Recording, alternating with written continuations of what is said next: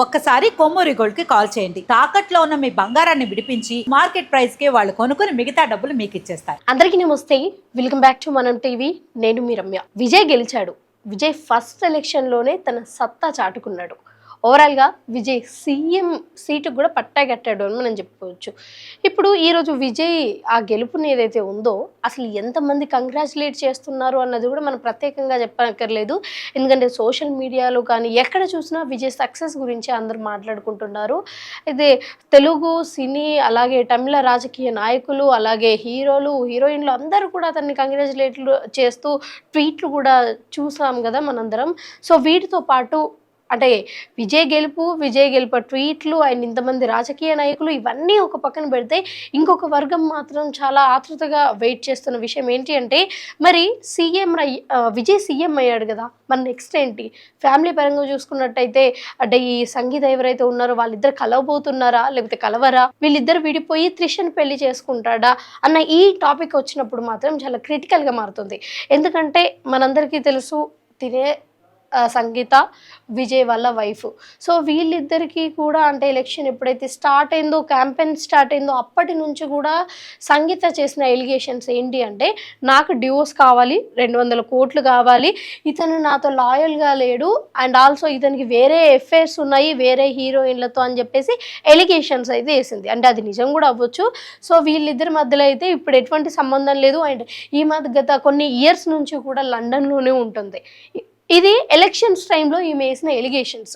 So కొన్ని సంవత్సరాల నుంచి కూడా వీళ్ళు దూరంగా తన లండన్లో ఇక్కడ ఇండియాలో ఉంటున్న ఈ తరుణంలో ఎప్పుడూ లేని విధంగా ఎలక్షన్స్ టైంలోనే ఎందుకు ఈ ఎలిగేషన్స్ అన్ని వేసింది, ఎందుకు డివోర్స్ కావాలి అని కేసు ఫైల్ చేసింది అన్నది మనం చూసుకున్నట్టయితే ఇది చాలా మైనర్ థింగ్. ప్రతి ఒక్కరికి అర్థమవుతుంది ఇతని డౌన్ఫాల్ చూడాలి అని సంగీత అనుకుంటుంది అని.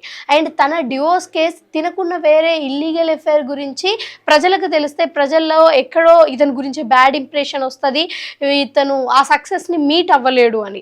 అలాగే ఈ రాజకీయ నాయకులు కూడా అంటే ఇటు తరపున గురించి కూడా మనం ఆలోచించవచ్చు. మేబీ మనకి ఇబ్బంది పెట్టచ్చు, లేకపోతే వేరే రకంగా వేరే మాటలు చెప్పైనా ఇతని గురించి ఇప్పుడు ఇట్లా డివోర్స్ కేసు ఫైల్ చేయి, ఈ ఎలిగేషన్స్ అన్ని కూడా బయట పెట్టు అని వేరే రాజకీయ నాయకులు కూడా చెప్పచ్చు. బట్ ఓవరాల్గా వీళ్ళిద్దరు విడిపోయారు అన్నది నిజం, దూరంగా ఉంటున్నారు అన్నది నిజం, ఈమె లండన్లో ఇతను ఇండియాలో ఉంటున్నాడు అన్నది నిజం, డివోర్స్ కావాలి అని తను కోరుకుంటున్నది కూడా నిజం.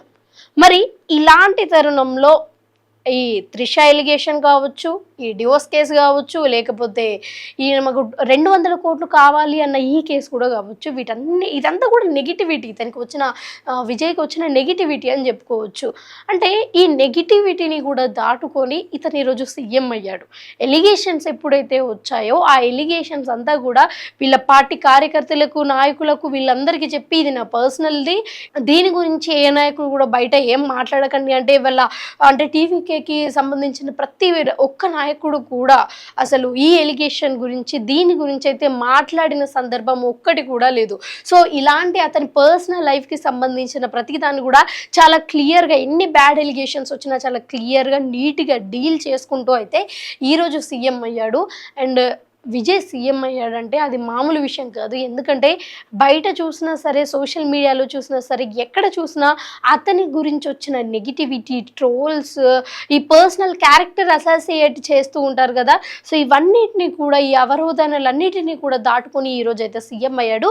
మరి ఇప్పుడు అసలు సంగీత ఏం చెప్తోంది అండ్ విజయ్ త్రిషని వదిలేస్తున్నాడా వదిలేయట్లేదా? ఎందుకంటే సోషల్ మీడియాలో ఒక ఈ 24 గంటల్లోపు అసలు ఎన్ని మీమ్స్ వచ్చాయి, ఎన్ని రీల్స్ వచ్చాయి. అంటే విజయ్కి ఉన్న త్రిషకి సంబంధించి చాలా రీల్స్ అయితే వచ్చాయి.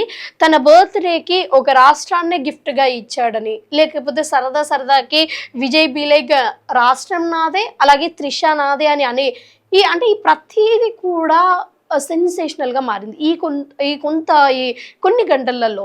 మరి ఇలాంటప్పుడు మరి సంగీత చేసిన ఇప్పుడు ఈ స్టేట్మెంట్ ఏదైతే ఉందో, ఇచ్చిన స్టేట్మెంట్ ఏదైతే ఉందో అది ప్రజలందరినీ కూడా కొంచెం అతలంకుతలం చేసే పరిస్థితి ఇక్కడ నెలకొంటుంది.